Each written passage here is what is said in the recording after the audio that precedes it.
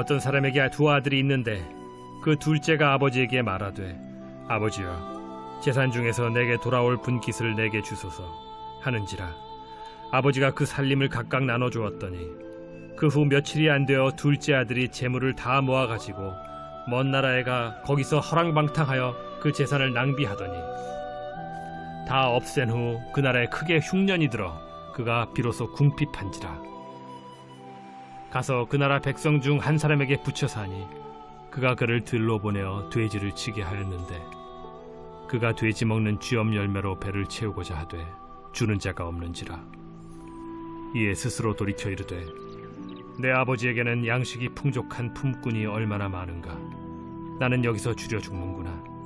내가 일어나 아버지께 가서 이르기를 아버지, 내가 하늘과 아버지께 죄를 지었사오니 지금부터는 아버지의 아들이라 일컬음을 감당하지 못하겠나이다. 나를 품꾼의 하나로 보소서 하리라 하고 이에 일어나서 아버지께로 돌아가니라.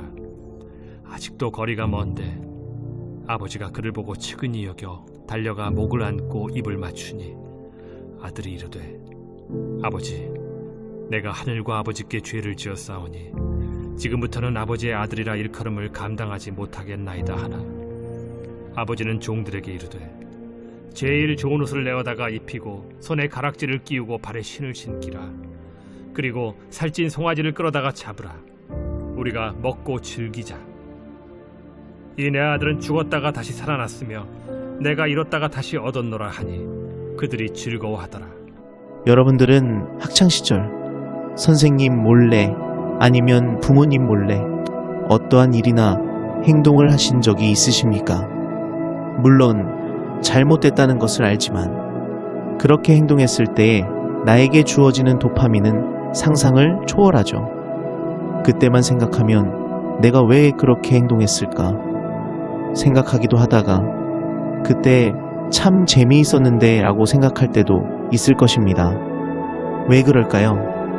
성인이 아니었던 나에게 그 시절 나에게 주어진 규칙과 규범을 깨는 일은 굉장히 쉽지 않는 일이었기 때문이었습니다. 오늘 이 규칙과 규범을 깨고 아버지를 떠난 자식이 있습니다. 이 아들은 아버지의 재산을 얻어 아버지의 품을 떠났습니다.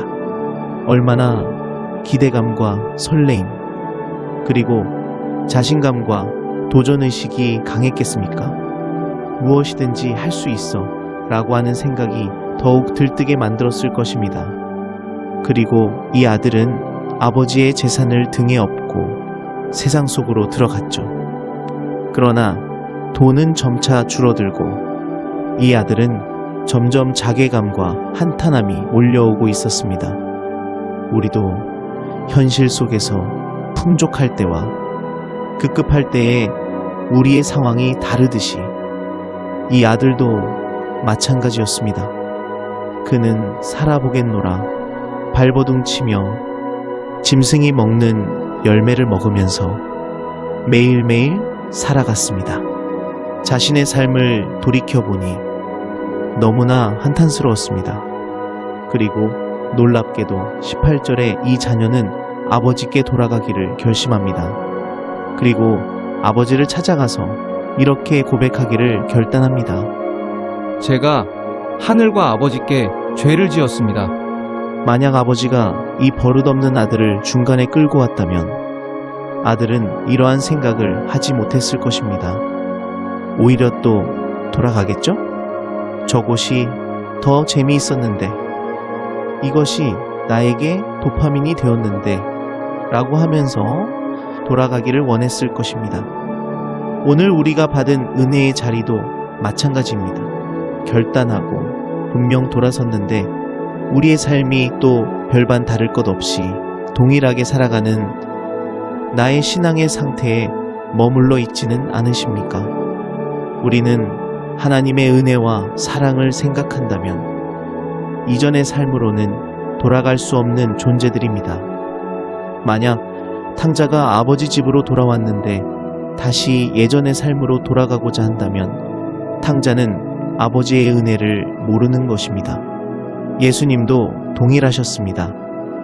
너가 하나님의 계명을 다 따랐다면 하나님을 사랑한다라고 말한다면 모든 것 나누어 주고 버리고 따라오라 라고 말씀하십니다.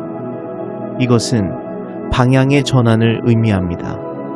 창기가 신부를 바꾸어지는 것, 탕자가 아들로 바꾸어지는 것, 죄인이 의인으로 바꾸어지는 것. 그런데 여기서 중요한 것이 있습니다. 잘못된 것은 알겠어. 그런데 어디로 가야 되지? 방향을 모르면 방황하기 시작합니다. 이 자녀의 목적지는 어디입니까? 아버지의 집입니다. 아버지 집으로 목적지를 정했어요. 이제 잘못했다라고 빌고 종으로라도 들어가겠다라고 마음을 먹습니다. 받아주고 안 받아주고는 아버지의 몫인 거예요. 진짜 잘못을 뉘우친 사람이라면 타협하거나 협상하는 것이 아닙니다. 탕자가 아버지 집에 왔는데, 아버지, 제가 예전에 아버지에게 잘해드렸잖아요. 그걸로 퉁칩시다. 이렇게 말한다면 이게 뉘우치고 집에 돌아오는 것입니까? 이 아들에게는 부끄러움과 수치와 가시방석과 같은 시간이겠지만 아버지 입장에서는 내 아들이 죽었다가 다시 살아서 돌아온 날이라는 사실을 인지하고 계셔야 합니다.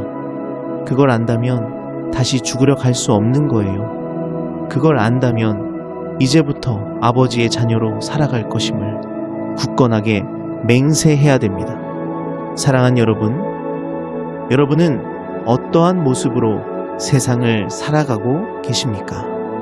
하나님의 자녀로서 어떻게 살아가고 계십니까? 우리의 신앙을 한번 돌아보고 말씀을 통해 다시 아버지께로 돌아가는 사랑하는 우리 청년 여러분들이 되시길 소망합니다.